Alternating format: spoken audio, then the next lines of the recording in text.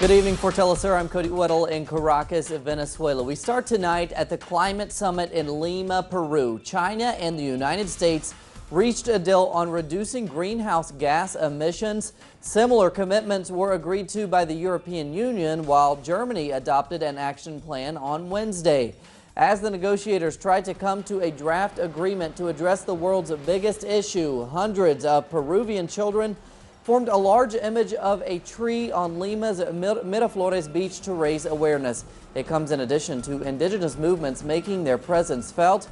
For the latest, we go to Raul Mora in Lima. The COP20 is in session and indigenous people from different parts of the world are participating. They are holding discussions and have set a pavilion to present their issues to the general attendees. We are here to tell the world that our proposal is viable, that a better future full of hope is possible, but we have to come to an agreement. We have to put ourselves at the same level in the dialogues. However, many indigenous participants have expressed concerns about whether their views will be included in the final decisions. At a panel of indigenous perspectives, Klaus Kischke shared why the perspectives of his community are of particular importance when it comes to protecting the environment. We have an harmonious relationship, and we are convinced that the conservation and preservation of our knowledge, our interaction with the forest and with nature, allows us to have a jungle and all the Amazon with a very long life.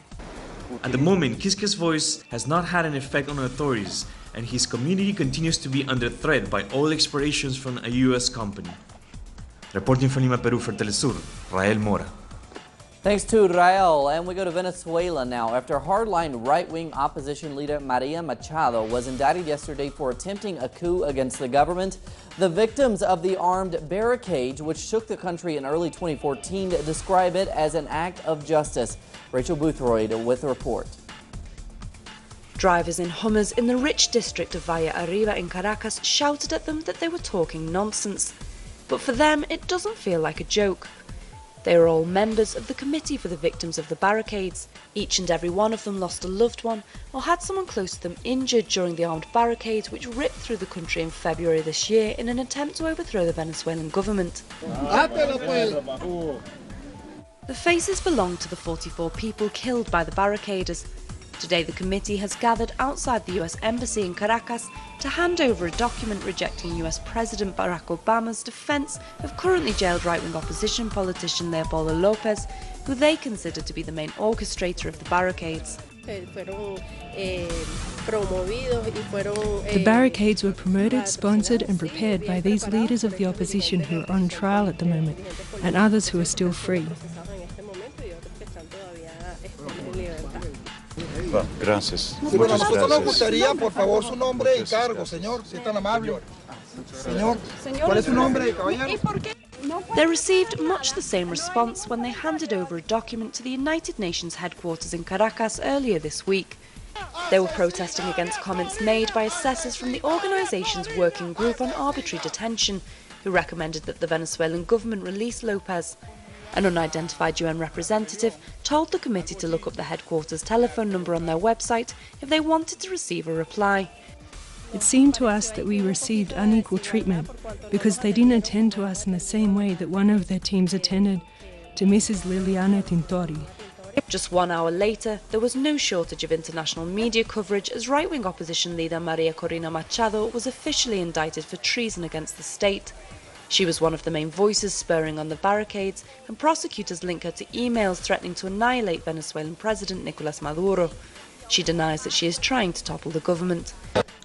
I'm saying to Venezuelans that we are going to triumph. We are very close.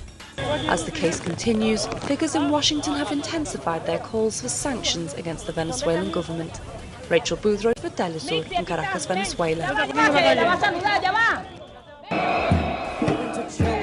Teachers protested Thursday in front of the presidential palace in Santiago as part of the Educational Dignity March. The police struck back with water cannons and arrested several people. Protesters claimed that the government did not adequately seek their input before education agreements were signed.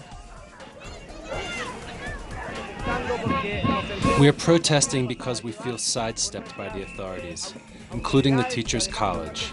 Mr. Jaime Gajardo, president of our college, has made decisions by himself and signed agreements with the government. The bastions of the college are those of us who are present here today. He has not wanted to call upon us to vote on government agreements, and this is what we are protesting. It will be the people that decide the future of Chile. Around the world, Russian President Vladimir Putin has accused the West of exploiting the Ukraine crisis to undermine Russia. He says that Crimea has, quote, sacred significance for Russia, but he also says that Russia remains strong and will not sever ties with the West despite the confrontation over the Ukraine conflict.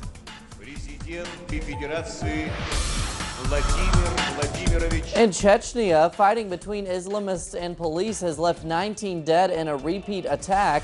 Militants barricaded themselves in a school, the violence erupting just as President Vladimir Putin vows to end violence in Chechnya. Moving to the United States, where a police officer who was filmed choking a black man to death has not been indicted. For an update, we go to our correspondent there, Alexandra Hall.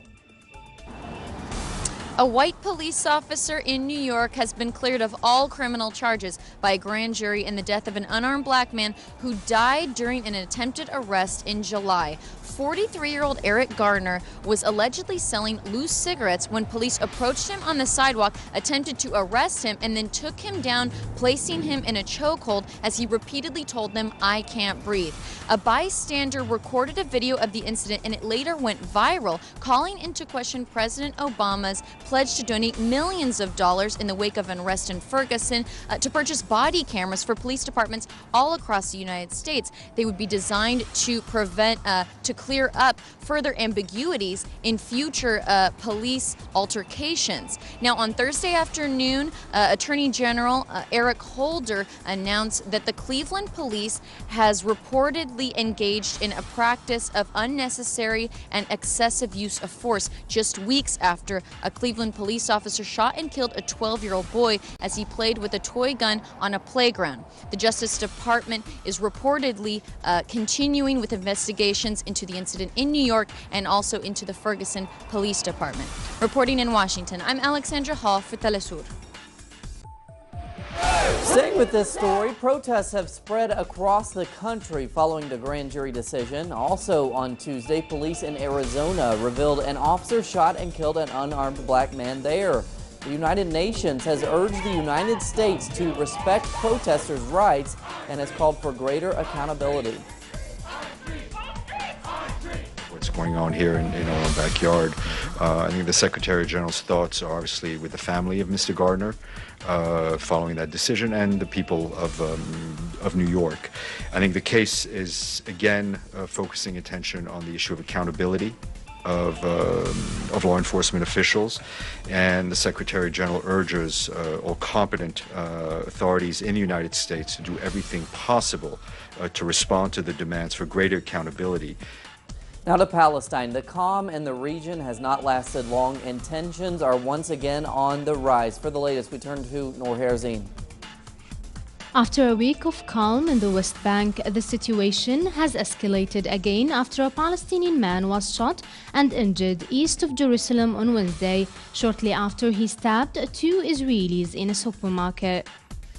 The 16-year-old Palestinian teenager stabbed and moderately injured the 2 Israelis in the store before an off-duty Israeli security guard shot and injured the suspect. Israeli police spokesman Mickey Rosenfeld wrote on Twitter that the Palestinian suspect was taken by the security guards to Ain Karim Hospital for treatment and that he is in a serious condition, situation under control. Meanwhile, in Gaza, the Strip's main medical complex, Shifa, and other public hospitals are facing a very serious problem after cleaning workers completely suspended work in protest at not having received salaries for some 7 months. Palestinian doctors reported that surgery rooms and delivery rooms are very dirty and in a disastrous condition and warned of possible dangerous outcome of this crisis in the health conditions of Palestinian citizens. Noor Herzine, Telesur TV, Gaza. Thanks to Noor. We end on a much lighter sports note tonight. Wednesday was the day for the World Beer Mile Championships. The grueling event for both the lungs and the liver consists of drinking 4 beers over the course of a 1-mile run on a standard track. The official rules require the beer to be at least 5% alcohol and at least 12 ounces. Now, if a runner vomits, she must run an additional lap.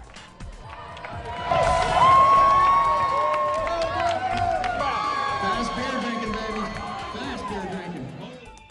It doesn't look like much fun to me. Anyway, more on those stories and others at our website, telesurtv.net/English. For Telesur English, I'm Cody Weddle. We'll see you right back here tomorrow.